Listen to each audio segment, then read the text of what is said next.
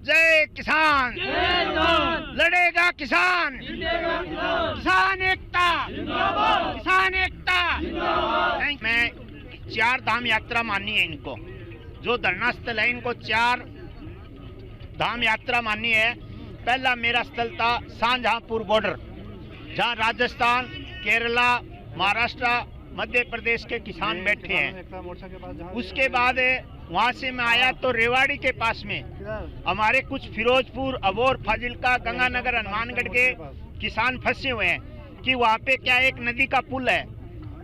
Haryana police ने वो पुल कब्जे में ले लिया और किसान उधर रह गए। किसानों पे आंसू घोष के गोले छोड़े, उसमें काफी हमारे किसान साथी घायल भी हुए हैं। मैं उनसे भी मिल के आ रहा हूँ। उसके बाद मैं वहां से निकला हूँ डासा बॉर्डर, जो दिल्ली का है। वहाँ किसान पड़ा हुआ है, काफी हरियाणा के किसान बैठे हैं बड़े शांति से।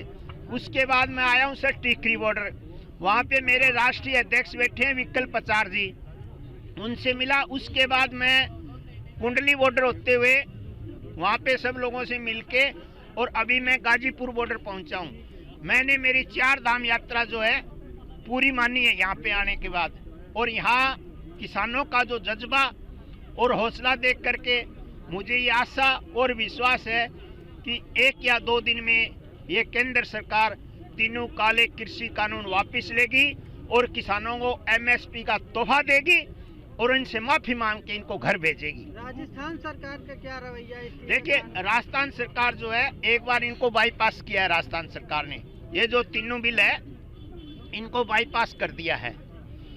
राजस्थान सरकार किसान हितैषी आज के दिन है, ज्यादा तो नहीं कहूँगा, लेकिन कुछ सोच रही है किसानों के बारे में।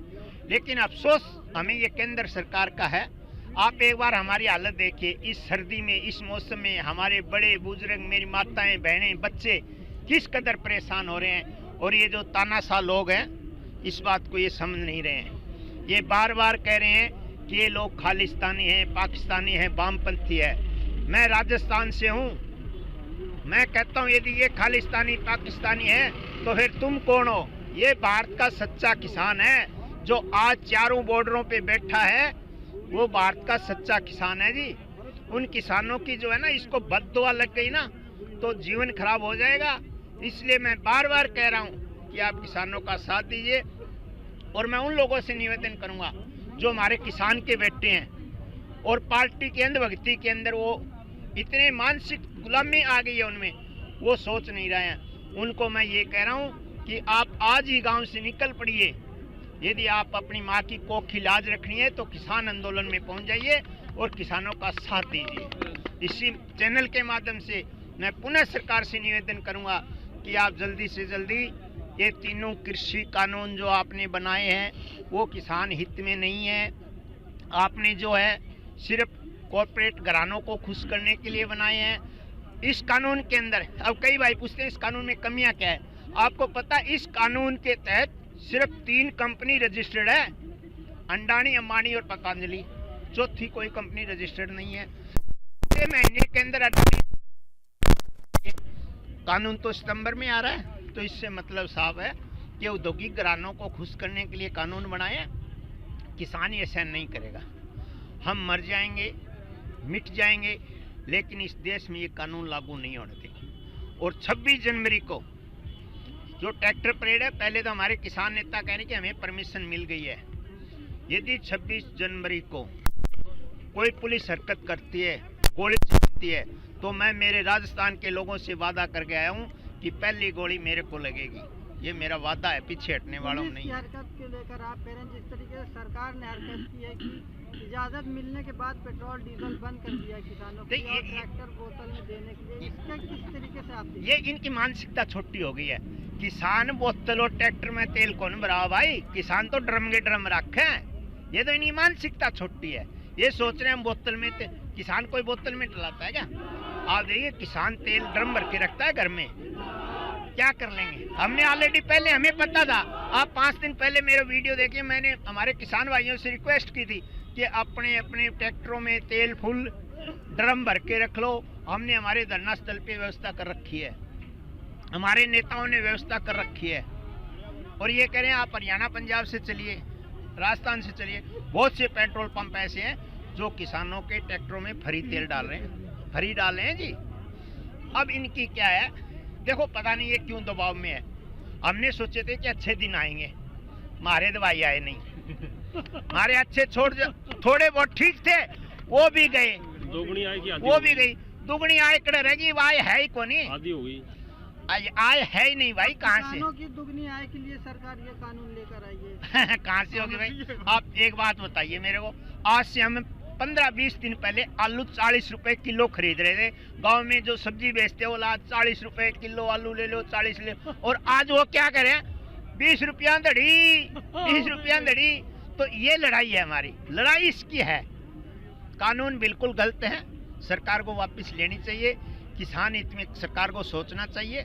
मेरा आपके चैनल के माध्यम से, आपके माध्यम से यही कहना है कि इस कानूनों को सरकार वापस ले, एमएसपी गारंटी का पत्र बना के किसानों को दे और किसान से माफी मांगे और किसानों को घर भेजे। अगर 26 जनवरी में रैली के बाद भी किसान इस कानून को वापस नहीं लेगी तो आगे आप लोगों का प्लान क्या रहेगा? प्रोटेस्ट इसी तरीके जारी रहेगा या आप? देखिए, हम घर नहीं जाएंगे।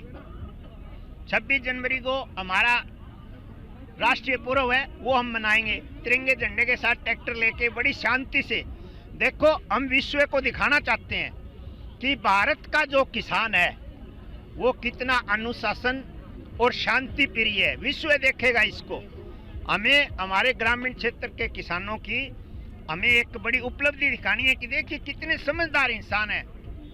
और ये सरकार हमें 26 को नहीं मानी, हम कहीं नहीं जाएंगे, यहीं बैठे हैं, बल्कि और बढ़ के आएंगे। 26 को जब परेड निकलेगी, किसान ट्रैक्टर रैली निकलेगी, तब भारत का बच्चा बच्चा जाग जाएगा। गाँव के अंदर लोगों ने बसें कर रखी है 26 जनवरी की ट्रैक्टर परेड देखने के लिए। गांव में बसें कर रखी है, लोग बसों में भर के आएंगे 26 जनवरी को यहाँ।